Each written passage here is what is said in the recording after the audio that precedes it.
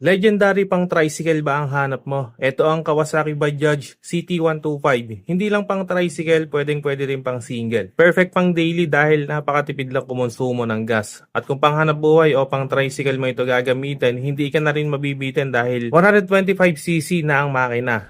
So mga tol, ang Kawasaki Bajaj CT125, tara silipin natin ngayong araw. Unahin na natin sa presyo. So mabibili mo ito ngayon sa halagang 59,000 pesos. Kung installment naman ang balak mo, naka-promo ito ngayon. 100 pesos lang mga tol, maiuwi mo na tong CT125. At ang monthly mo dito sa loob ng 3 taon ay 2,496 pesos. Location natin mga tol, so dito lang yan sa Wheeltech dito sa Cabanatuan City.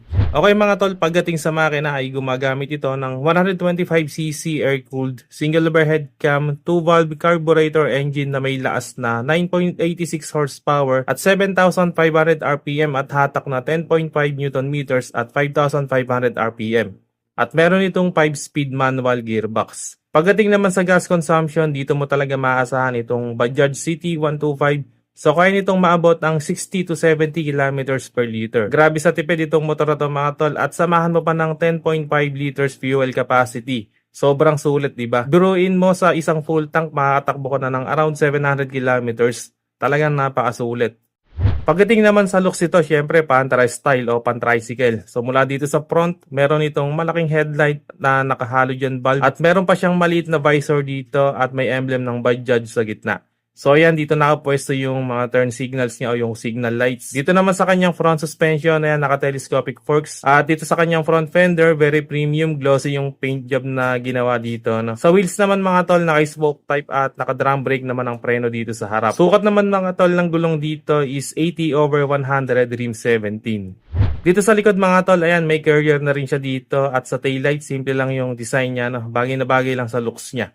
At naka-valve type din yan mga tol. Sa signal lights, pareho lang sa harap. So valve type din ang ginamit. Pagdating naman dito sa rear suspension, so apat na yung naka-install dito, no, para pag sinabitan mo ng sidecar, hindi mo na kailangan bumili ng extra na shock absorber. Ayan mga tol, tig-dalawa yan, left and right. And sa brakes naman, naka-drum brake.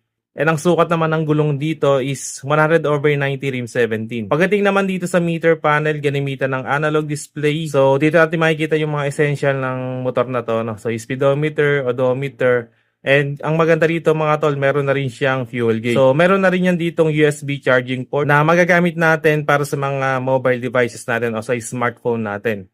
Pagdating naman sa susian, naka-mechanical key. And ayan ang itsura ng cockpit niya mga tol, naka-chrome pa yung handlebar. No? And pagdating naman sa mga switch sa handlebar, dito sa kanan, meron itong on and off ng headlight at may electric push start na din. Dito naman sa kabila mga tol, ayan, meron siyang passing light, ano, and then yung choke niya, high and low beam, then yung turn signals, at syempre yung busina. Very premium din naman mga tol ng fuel tank nito, no, glossy finish yung paint at may nakalagay na CT at yung decals medyo vibrant yung looks. So upuan naman, malapad yan kaya hindi masakit sa puwet. And maganda din yung ginamit dito sa foot peg at sa brake pedal, ano, meron siyang goma para mas kumapit sa tsinelas o sa sapatos natin. Sa pillion foot peg naman mga tol, ayang goma din ang ginamit. Dito naman sa muffler design, maganda din, meron pang stainless na cover.